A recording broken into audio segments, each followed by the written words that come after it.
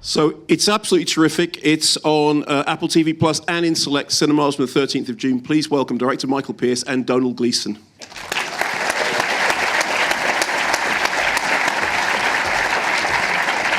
Gentlemen.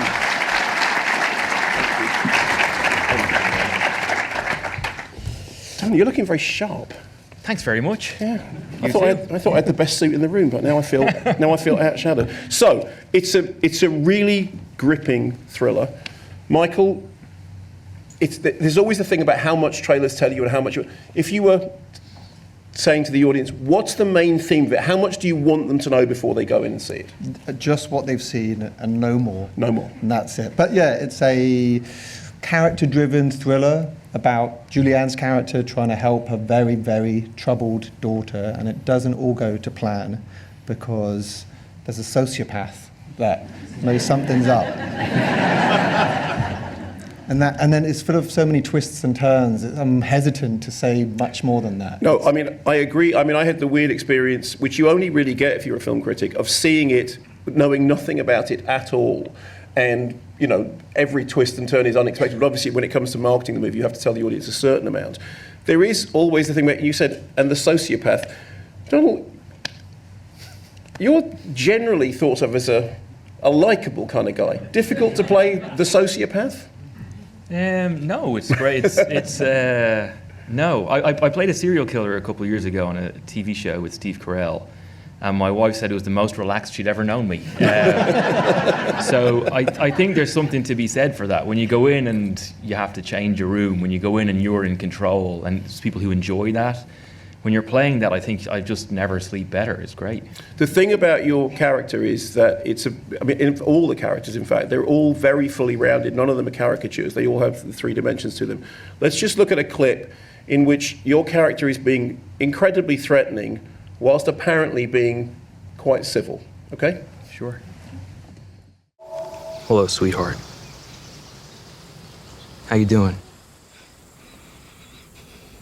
I didn't realize you grew up all the way out here. Man, horses and green grass. It's beautiful. Just like you. How'd you find me out here, Jackie?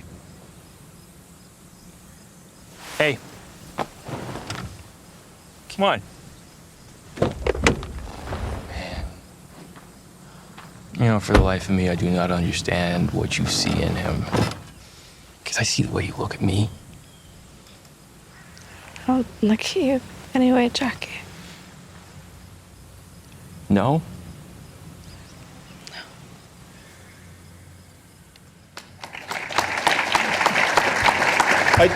I don't know whether, you know, some actors hate watching themselves on screen, but when I see that, it's, you know, lovely, particularly on a big screen as well. When you see so much of what is being said by what is not being said, the tiny thing between the smile, it's not quite a smile. Do you find it difficult to watch your own performances back? Yeah, but I mean, it's easier in something like this. I mean, Julianne is very much the lead of the film, and Sydney, like they're the kind of main people. So by the time I turn up, the film's already established, and I kind of drift in and out of it a little bit. But really, it's easier when you're not. If it's every scene, that's tough. And does the accent help getting into character? You have a great facility with accents. You always have had. Does getting the accent help you find the character? I don't think so, no. I think a lot of the time you're trying to find whether it's an accent or a voice that you're trying to do, or both. And a lot of the time, if you can make the accent into your own voice first of all, then you can start to like live within it. And then if you want to change the voice, that's fine. But I think the first step is trying to make it feel like you can just speak in that accent as yourself, and then do the character work separately. Because I think some people act an accent, and you know what I mean? Like no. they think, well, you know, they like a general Southern American accent, and then they kind of let that turn up like this, and they're doing everything like that, and you're like, that's not just, you're doing your voice and a character based on the accent as opposed to the other way around. So he just happens to be from where he's from, and so you try and get that down first, and then do the character work separate. Boring. Sorry. No, it's not boring at all, because the whole thing about finding a voice is, I mean, one of the things with acting, and I've always said this, I love watching acting, I have no idea how it's done. To me, it's like a magic trick. And I've spoken to a lot of actors, and I've said, please explain to me your process, and they have done, and I haven't understood it. But that thing about, I mean, how would you describe your character? I mean, obviously, he's not the hero of the piece, but how would you describe him? He's under a lot of pressure, and I think you don't want to be alone in a room with him. And I think he's very good at spotting where people are vulnerable. I always remember like the kids at school who, if somebody made fun of them, they knew, even if they'd never met the person before, they'd go, that person is sensitive about their voice or their uniform or their haircut. And they would just know how to just stab you in the soft place. And I think Jackie's really good at knowing where the soft place is. And do you have people that you knew or that you've experienced in your life that you draw on when you create a character like that? I knew how I wanted him. I knew what I wanted the feeling in the room to be when he was around. And I don't know that I've known people really well who have brought that feeling. But I just thought a lot about where he comes from and the rooms he'd be in and how he feels in those rooms. And then, go from there, I suppose. Michael, tell us something about, you've got a fantastic cast. In that particular scene, we saw it, the lens, the frame is very, very close on their faces. But you've clearly got a way of making actors feel relaxed, getting very naturalistic performances. I mean, your previous work, Beast, Encounter, the terrific performances. How do you set your actors at ease? I don't know, I love a very collaborative process with them, and I want them to feel full ownership of the character. So I might have ideas about how it would be, and there's line readings in my head, but I just don't want to suffocate the actor by being too specific with them, because I know, one, that could put them in a bit of a box, and you might not get access to what they were going to do, and I could be surprised. But also, I think people's best work is when they feel a certain amount of freedom and air and room to play. And I always, I'm going to have my time on the day to do takes if I feel like it's gone off course. But if I've made the sandbox too small for them to play in, then I think I'm only going to get what's in my head. And I kind of want to be surprised on the day and surprised in the edit by what they've brought. So for me, it's talking to the actors, and it's as much asking them questions as giving them definitive ideas. Or, it's a creative conversation. Like with this, there was room on the page for, Domhnall's questions were like, well, how do we humanize him? And then we'd talk through, the beats of the scene. I can't remember now because I think it was 2 years ago when we shot it. But Was it 2 years ago? Well, because we got shut down in the strikes. Okay, so we shot 6 weeks, and then we got shut down, and then we had to do 2 weeks last year. Well, can I say congratulations, because it doesn't look like something that had a break in it. It looked, I had until you just said that, I had no idea that had happened. But I remember in this that he could have just played it very sinister all the way through, but we thought, well, maybe he's wounded when Sydney's character rejects him, and there's a vulnerability there, and maybe that's why he's taken all of this out on Julianne's character. So it's not just about money. There's something emotional that's fueling this as well, and just having those conversations makes you read the text differently, and we sort of in consort with each other build up a toolbox of ideas, and hopefully that we don't have to fix it doesn't have to be perfect, but just through that conversation interesting stuff comes out of it. So I think if there's anything I do, it's just inviting actors always in on, we're building a character together. It's not like I'm telling them this is who it is. They have to do a lot, they have to have ownership. It has to be their character. One of the things that must be difficult for a filmmaker is that critics tend to look at your films and go, oh, I can see a through line from this to this to this.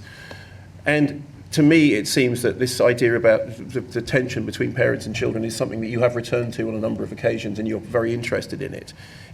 Is that a subject that you find is ripe for the kind of drama that you want to make? Yeah, looking back, yes, because some people have pointed it out, and it does make sense. And I don't know why I'm interested in it, because I had a pretty happy childhood and love and family, and there weren't any tricky people. I always found it affecting or a bit heartbreaking when you see a family and people are at each other and they're really cruel to each other. It's so painful because you're bound by love to your family. You can't change them. And if you do try to cancel a family out of your life, that's its own type of scar. And so they're the people, it should be the place of safety, a family, where you support each other and love each other, but often they're the people that can hurt each other the most. And so I think that, that's why a lot of books and playwrights and screenwriters are also interested in that theme. And it says, on the trailer, on the advert, it says, from the writer of Mayor of Easttown. I think it should say from the director of your films, honestly. But again, there is a very central parent-child fracture in Mayor of Easttown, and it seems to me that one of the reasons I enjoyed it, and I really enjoyed it, I really, really liked it, is that it's a thriller, but it has depth, because you're interested in the mechanics of the thriller plot and the mechanics of but actually it seems to me that what you're primarily interested in is the characters. Yeah, always. I mean, I think I realised that when I first got into movies, there needed to be rich characters and rich performances for me to be really invested in it. And it's actually rare to read a script like this, where it's a crime thriller, it's really propulsive, it's so well constructed, the plot, but it's very effective in that central relationship, between Julie and Sydney's characters. That's a relationship that's always in flux. They're loving with each other, cruel. One scene they're very tender, the next scene they're incredibly toxic, and you can't pin it down. And that's the kind of heart of the film. So I don't know if I would do just a pure genre exercise. It also needs to be, a portrait of some kind of relationship or family dynamic. We also have a fleeting but crucial appearance from Carl MacLachlan. Tell me, so I've never met Carl MacLachlan, and I've been a huge fan for ages. What's he like? Such a sweet guy. And I think this was last year that we shot it. So everyone on the casting crew know each other by now. So he was the last piece of casting to join the film, and everyone was super excited. And people wanted, they had their geeky questions about Twin Peaks, and they wanted to have a coffee with him. He must find that hilarious. Everyone else, we don't need to do it. But he just seemed, he was so excited to do the scene with Julie. They've known each other for a while. They've never done a scene together. Yeah. And I found it endearing because he was we were shooting in a house, he was in the upstairs bedroom, and I could hear him pacing back and forth, and I knocked on his room. We had 20 minutes, we're still setting up the lights, and I'm like, do you want to chat? We'd obviously spoken about before this moment a few times, and he was just going over his lines, and he was like, what do you think about this line? Should I do it this way or this? And he'd still, actors are nervous. It doesn't matter how experienced they are, they're going in to do their first scene, and just really cared about what he was going to do, and he really wanted to have a great scene with Julie, and he was just excited to be there. So it's great when you meet people who you've looked up to a lot, and they've just got that excitable energy, and he was incredibly sweet. Domhnall, do you still get nervous? Because I was looking back over your filmography, and there's extraordinary stuff in there. They've got a lot of very, very brave movies. I mean, like Frank, which on the page looks like it absolutely shouldn't work, and it's extraordinary. Like Ex Machina, which on the page looks like it really shouldn't work, and yet do you still get nervous when choosing projects and then when preparing for them? Very nervous when choosing, for sure. Very nervous. And then when doing them, what's bigger than very? Extremely, pants-shittingly nervous. Of course. It's a vulnerable place to put yourself in, and you're putting your trust in loads of other people, and you're kind of backing yourself to do something, usually, if you're lucky, to try something new, to try something different. And if you're making, in any way, interesting choices, you're putting yourself in a position where you should be, where it's a possibility that you will fail. Yeah. And that's scary. And how much of choosing whether to do a project is because you have you know that you have a decent relationship with the director? Because, script, obviously, crucial, but it must also be important that you know from the beginning that you and the director will click. Yeah, I mean, you hope for that, but actually what I've learned is it doesn't matter. And this is not speaking about this movie. Holy shit. No. No, what happens just hand you this shovel that you may dig yourself further in. Just up to my neck. No, actually, what you want when you're talking to a director before you do a job is the truth. And I think some people will just tell you what you want to hear. And it's actually impossible to know the difference between the two, because lots of directors are good actors and will just tell you the right thing when you're chatting. Why did you look at me when you said that? Do you have any more questions? I no. Like you told me the truth when we talked, which isn't always the way. You didn't have an answer for every question. Funnily enough, what you were talking about earlier, what you were interested in was more questions, which in a way made it more terrifying. But it made me trust you more, actually. And yeah, you find out pretty quick whether you feel you personally can trust the director. And that very first shot that you saw me in there, the upside down one. Yeah. We talked about this yesterday. It's the only time we had not an argument, but and it was the first scene that I shot in the film. Okay, not an argument, but Physical fight. A physical fight. That's There we go. And as you can see, I lost because the shot is in the movie. and it's a really good shot. So whatever you were saying is full of crap. Michael was doing it for Jackie. He was doing it for the character. He was doing it to give him impact. Yeah. But I felt it was affecting the rest of the blocking of the scene. Oh, right. And I wanted to be able to look her in the eyes. I could see what was going on with her. And so we found a compromise where I start there and then move down to her and be able to get down and all the rest of it. But I knew that he was being honest all the way through, and it was. I really enjoyed working with Michael. And when you're doing a role like that, do you take it home with you, or do you leave? Are you somebody who parks it at the set and then goes away and? Pretty much parks it. And like I say, genuinely, I'm not joking. A character like Jackie is more. I don't mean fun in a glib way. It's dark stuff, and you have to do the research, and you have to walk on. You have to carry that load while you're doing the stuff. But he makes things fucking happen. And I've played a lot of characters where the world is sort of strangling them or choking them in some way, and other people are doing stuff to you, and you have to sit there and take it. Like Ex Machina would be a good thing. He's doing stuff, but he takes a lot. Jackie, when he's on screen, doesn't take a lot. Jackie's dishing out, and I find that much. I love that. Michael asked you to choose a scene from a movie that was inspirational to you. What did you choose? Seven Samurai. Which is an extraordinary piece of work. Tell me about the scene we're about to watch and why it's important to you. It's early on in the film where the lead veteran samurai that this village has hired to help protect them from some bandits. They're sussing him out. They've just met him, and they're watching him pretend to be a monk. So he's just shaved his head, and he's going to save a baby that's been kidnapped and held hostage by a thief. Okay, brilliantly set up. Well, then you should direct.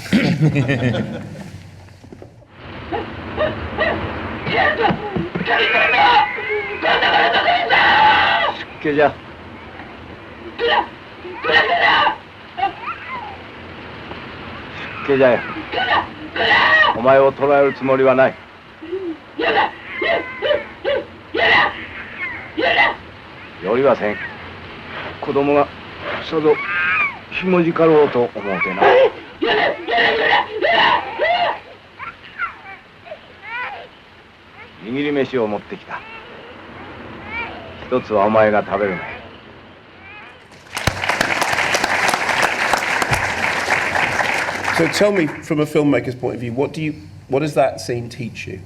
It feels so contemporary, the language. You know, if I watch that now, I feel like I can see the echo for filmmakers like, I don't know, Denis Villeneuve doing the scene on the highway in Sicario, where it's all about waiting, and then there's going to be an explosion of violence. And of course, here the violence happens off screen, which made it even more contemporary for me that, you know, something like that happened, or the way that he uses just a few types of sound and then cuts the sound of the thief falling down. It felt like I was 17 when I watched it, and I watched it because I read that book, Easy Riders, Raging Bulls. Falling in love. Biskin, yeah, and it's kind of, I'm sure if I read it now, I'd find it quite a gossipy book, but for the teenage me, no kidding. But it's so, there was also something romantic about, you know, new wave Hollywood, and I know I was going through the films that influenced those filmmakers, and I think I was a bit cynical as a teenager, like, I don't know, black and white movie, 50s.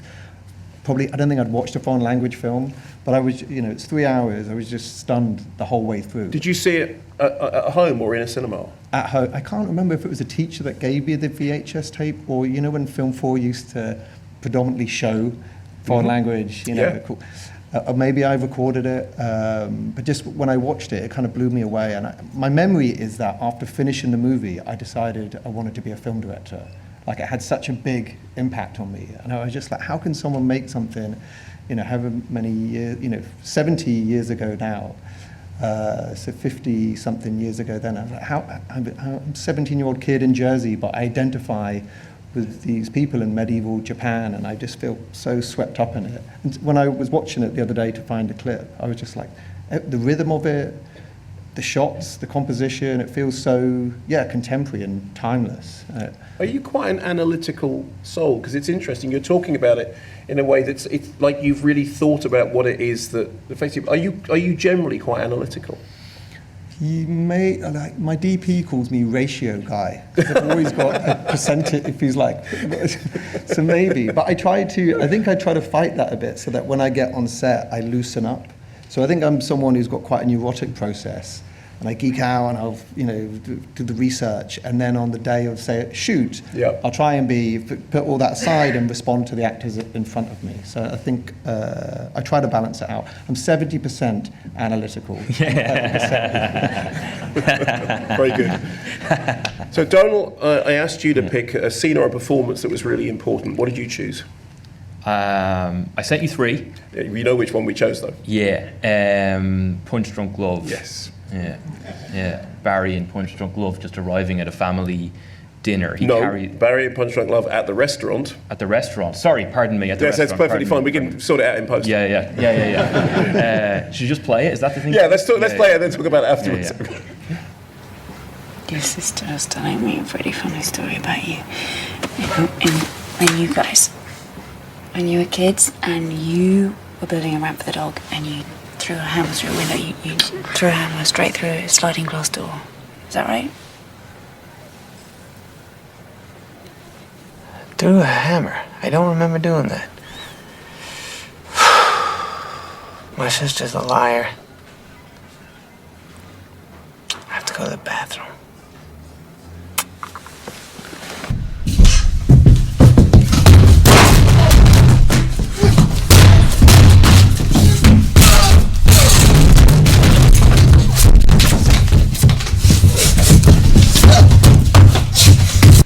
Okay. Sorry. The waiter come by yet? Hello. Hi. Can I talk to you, sir? Why? Just need you for a second, please. Okay. Sir, the bathroom was just torn apart. Yeah. Did you do it? No. You didn't just smash up the bathroom? No. Well, who did? I don't know. Sir, your hand is bleeding. I cut myself. How? On my knife. What? What? Sir, your hand is bleeding. I know. I'm gonna have to ask you to leave. Yeah, but I didn't do anything. Sir, I've got no way to prove that you smashed up the bathroom. I didn't do that. I didn't. Look, I'm gonna have to ask you to go. Okay. I didn't do I'm gonna that. have to ask you to leave. All right, please don't do this to me. Sir, I'm gonna call the police. All right. Can I just stay? Sir, I'm gonna crack your fucking head open. Get out of here. We should go, I think. I don't like it here. Okay. Okay.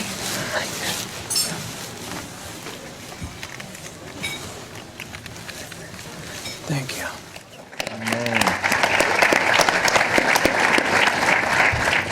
The lovely thing is, because you were laughing really loud, because it is really, really funny, but it's absolutely excruciating at the same time. Oh, it tears your guts out. Like, he's just carrying so much. It's funny because I actually thought I'd picked a different clip. You thought you'd pick the scene in which he does throw the hammer at the thing. As a grown-up, where all his sisters are just on him. But but you could pick any scene from the film. Yeah. It's just and I think what it was, because it was like a scene that means something to you, or a scene that, I don't know, that made you want to do what you do or something like that.